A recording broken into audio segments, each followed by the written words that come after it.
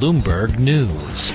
Let's welcome Marc Faber, editor and publisher of the Gloom, Boom, and Doom Report. Marc, always great to have you here. Tell me, what is next for U.S. stocks? Well, I think that markets became extremely oversold on March 6th when the S&P touched 666. And it was probably a false breakout on the downside because we had reached 741 on the S&P on November 21st. And on March 6th, most stocks actually didn't make new lows.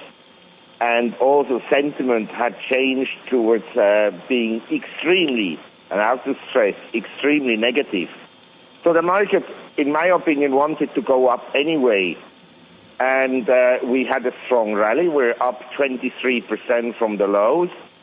I think this rally may have some more legs for the simple reason that if you print money, let's say we all add a zero to our banknotes and to our debits and credits, it liquefies the system for a while, and asset prices move up accordingly. All right, Marc, you know I'm going to try and pin you down. When you say the rally may have some ways yet to go, we're at 822.92 on the S&P 500. Where might we see it reach, and how long will it take? Well, I wished I knew, but I think we can go maybe to around 880. Okay, now 880 is what? 6 months away, 3 weeks away? What kind of time frame do you feel like we're looking at here? I think investors have to get used to the fact that when a market is manipulated by governments, it becomes extremely, I have to say, extremely volatile. Right. And just not just for equities, but for everything. For the currency, for bonds, for commodities. And we had some very strong rebounds in commodities, which may also have some leg.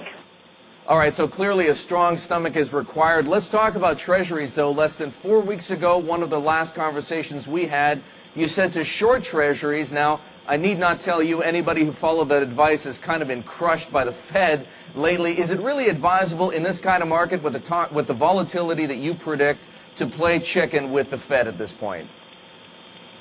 Well, I think that my short recommendation of treasuries dates back actually to December. And who followed my advice hasn't lost a ton of money. But I agree that following the monetization announcements by Mr. Bernanke, treasuries rallied. But actually the rally has been very disappointing. And I think that lots of people around the world are rather concerned about the longer-term impact of this monetization. Now, you've been a harsh critic of Mr. Bernanke over the past couple of years. I've heard some very provocative statements out of your mouth. Has Bernanke redeemed himself in your eyes at all over the last little while, especially with the plan last week to buy treasuries and to step up buying of mortgage-related assets? I do not think so. On the contrary, I think what the government is doing and its economic dream team under Mr. Bernanke and Mr. Geithner and Mr. Summers are going to be, from a longer-term point of view, rather negative.